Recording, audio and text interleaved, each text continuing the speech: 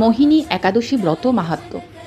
পূর্বপুরাণে বৈশাখ শুক্লপক্ষের মোহিনী একাদশীর ব্রত মাহাত্ম্য বর্ণনা করা হয়েছে।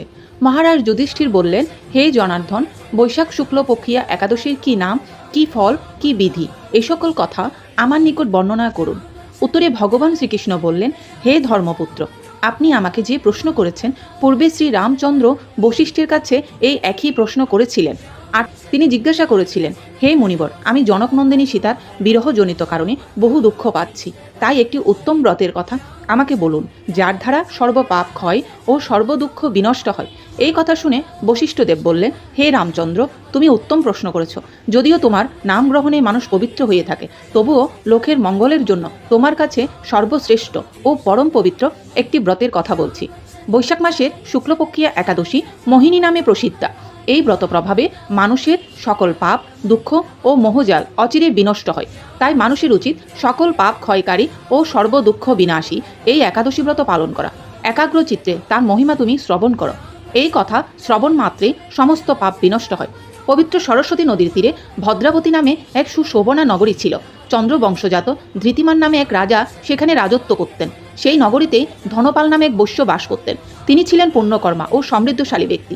তিনি নলকূপ, জলাশয়, উদ্যান, মঠ ও গৃহ ইত্যাদি নির্মাণ করে দিতেন। তিনি ছিলেন বিষ্ণু ভক্তিপরায়ণ ও শান্ত প্রকৃতির মানুষ। সুমনা, দ্যুতিমান, মেধাবী, সুকৃতি ও দুষ্টবুদ্ধি নামে তার 5 জন পুত্র ছিল। পঞ্চম পুত্র দৃষ্টবুদ্ধি ছিল অতি দুরাচারী। সে সর্বদা পাপকার্যে লিপ্ত থাকত। পরস্ত্রীর সঙ্গী, বেশ্যাসক্ত, লম্পট ও ধূতকীরা প্রভৃতি পাপে সে অত্যন্ত আসক্ত ছিল। দেবতা, ব্রাহ্মণ ও পিতামাতার সেবায় তার একেবারেই মতি ছিল না। সে অন্যায় কার্যে রত, দুষ্ট স্বভাব ও পিতৃধন ক্ষয়কারক ছিল। সবসময় সে অভক্ষ ভক্ষণ ও সুরাপানে মত্ত থাকত। পিতা ধনপাল একদিন পথ চলছিলেন। হঠাৎ তিনি দেখতে পেলেন দুষ্টবুদ্ধি এক বেশ্যার গলায় হাত রেখে নিঃসংকোচে ঘুরে বেড়াচ্ছে। তার নিলজ্জ পুত্রকে এভাবে চৌরাস্তায় ভ্রমণ করতে দেখে তিনি অত্যন্ত মর্মাহত হলেন। এই কুস্বভাব দর্শনে ক্রুব্ধ হয়ে তিনি তাকে গৃহ থেকে বার করে দিলেন। তার আত্মীয় স্বজনও তাকে পরিত্যাগ করলো। সে তখন নিজের অলঙ্কারাদি বিক্রি করে জীবন অতিবাহিত করত। কিছুদিন এইভাবে চলার পর অর্থাভাব দেখা দিল। ধনহীন দেখে সেই বেশ্যাগণ তাকে পরিত্যাগ করলো। অন্ন বস্ত্রহীন দুষ্টবুদ্ধি ক্ষুধা তৃষ্ণায় অত্যন্ত কাতর হয়ে পড়ল। অবশেষে নিজের গ্রামে সে চুরি করতে শুরু করলো। একদিন রাজপ্রহরী তাকে ধরে বন্দি করলো, কিন্তু পিতার সম্মানার্থে তাকে মুক্ত করে দিল।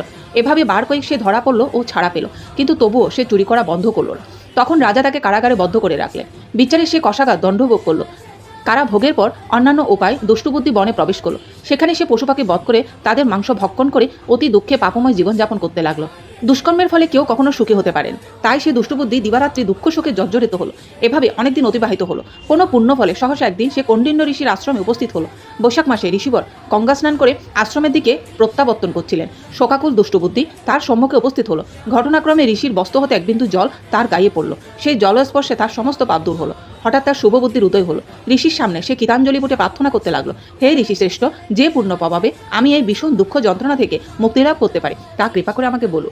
ঋষিবর বললেন, বৈশাখ মাসের শুক্লপক্ষে মোহিনী নামে যে প্রসিদ্ধ একাদশী আছে, তুমি সেই ব্রত পালন করো। এই ব্রতের ফলে মানুষের বহু জন্মার্জিত পর্বত পরিমাণ পাপরাশিও ক্ষয় হয়ে থাকে। মহামণি বশিষ্ঠ বললেন, কৌণ্ডিন্য ঋষির উপদেশ শ্রবণ করে প্রসন্ন চিত্তে দুষ্টবুদ্ধি সেই ব্রত পালন করলো। হে মহারাজ রামচন্দ্র, এই ব্রত পালনে সে নিষ্পাপ হলো, দিব্যদেহ লাভ করলো। অবশেষে গরুরে আরোহণ করে সকল প্রকার উপদ্রবহীন বৈকুণ্ঠধামে গমন করলো। হে রাজন, তিলকে মোহিনী ব্রত থেকে আর শ্রেষ্ঠ ব্রত নেই। যজ্ঞ, তীর্থস্থান, দান ইত্যাদি কোনো পুণ্যকর্মই এই ব্রতের সমান নয়। এই ব্রত কথার শ্রবণ কীর্তনে সহস্র গোদানের ফল লাভ হয়। রাধে রাধে।